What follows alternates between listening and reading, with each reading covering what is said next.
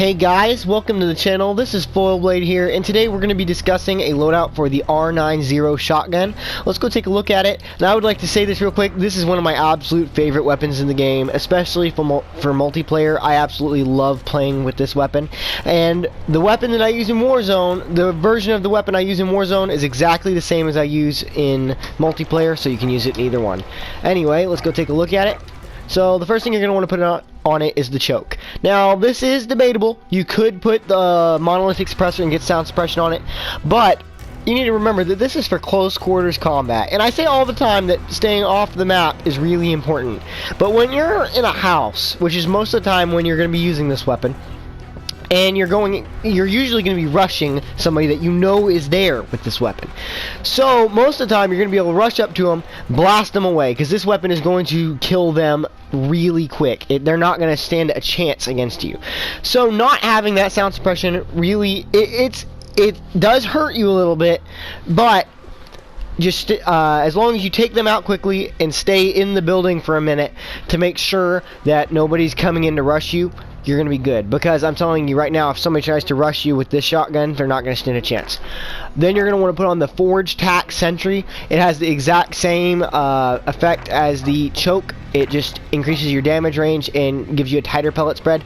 By the way, the main reason we want both of these is the tighter pellet spread really helps me out because it makes it to where most of the pellets are actually going to hit the enemy instead of going everywhere, and the damage range is going to give you a little bit of extra range on a shotgun, which is really important because that'll extend it to where it's still a two-shot kill it's in a good range. The 5mm laser further increases the hipfire accuracy. That's the main thing you want to put on this gun, is hipfire accuracy. It's super important. And it also increases the sprint to fire speed, which is going to be really nice to have on this weapon because you want to be able to fire very quickly. And chances are you're going to be rushing, and rushing means you very well might be sprinting.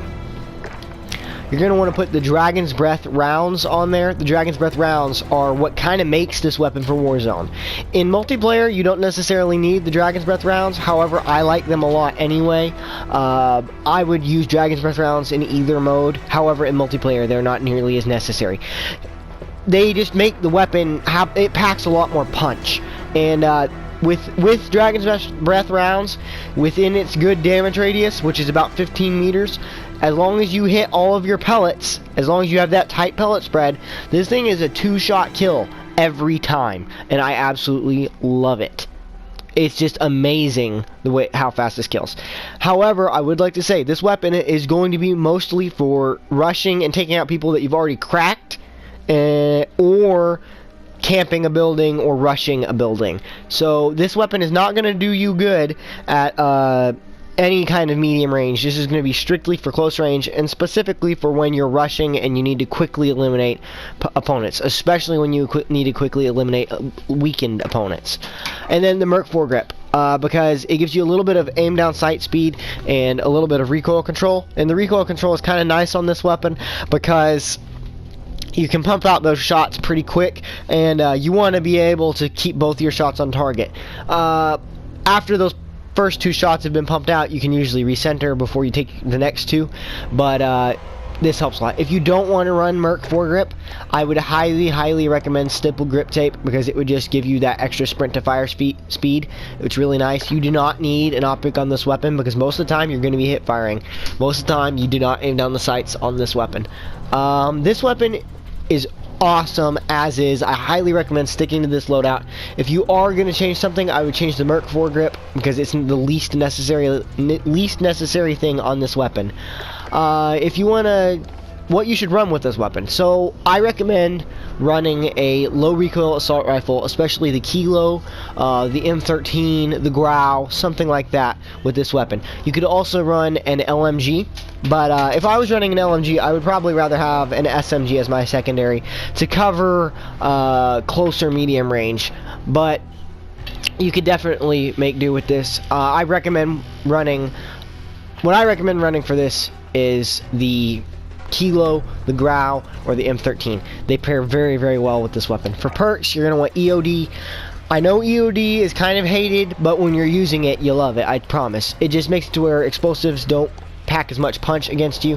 They're not going to hurt you very much. And the main reason I use EOD isn't even because of the benefits it has, but because all of the other perks in this slot aren't that useful for Warzone anymore. Cold-Blooded is pretty much useless because not very many people use thermal sights anymore.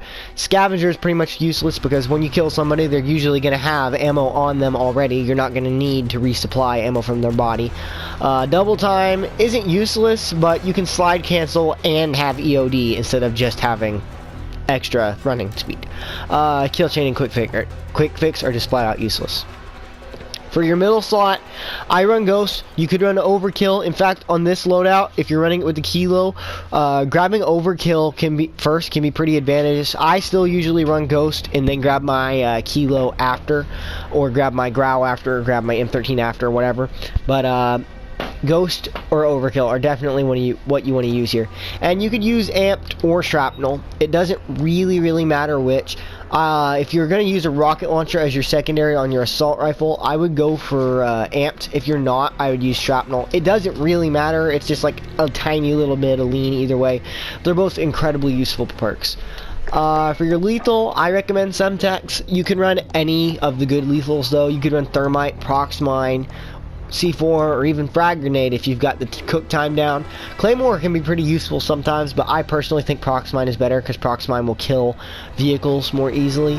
Molotov can be useful sometimes, but if you're going to use Molotov, you might as well just use Thermite in my opinion.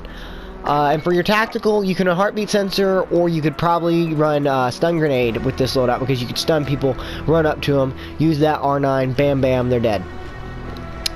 This weapon works really great at close quarters, and Stun Grenade is great for those close quarters loadouts. However, Heartbeat Sensor would be equally awesome because you're going to be building rushing a lot with this weapon, and knowing where somebody is in the building can be very useful when you're about to rush them. Just a couple little things I want to say about the R9. This weapon is really good at close quarters. When it comes to within 15 meters, I don't think any weapon beats this. And it's a 2-shot kill as long as you land the majority of your pellets, and as long as it's at close range. Even at medium ranges, this weapon can be made to work. It's just not going to work very well. You might as well switch to your assault rifle. But if you're in a pinch and like you don't have time to switch to your weapon, the flinch caused by this weapon's bullets will usually keep them off of you long enough to get that kill. And Dragon's Breath rounds, they do reduce your damage range a little bit, but that choke, that Forged Tack Sentry, those help even that out. Thank you so much for watching. If you have any ideas on this loadout, anything you'd like to see or me change, and if you have any ideas for future loadouts, let me know. Thank you so much for the support. Please comment. It always helps me to have ideas from you guys, and I just love seeing the comments. I like responding to them. It makes me feel like, you know, my channel's doing well, even though I've only got like 150 views so far. Thank you so much for watching. Please hit that bell notification if you want to see future videos. Please subscribe, and remember to have fun, load up, frag out.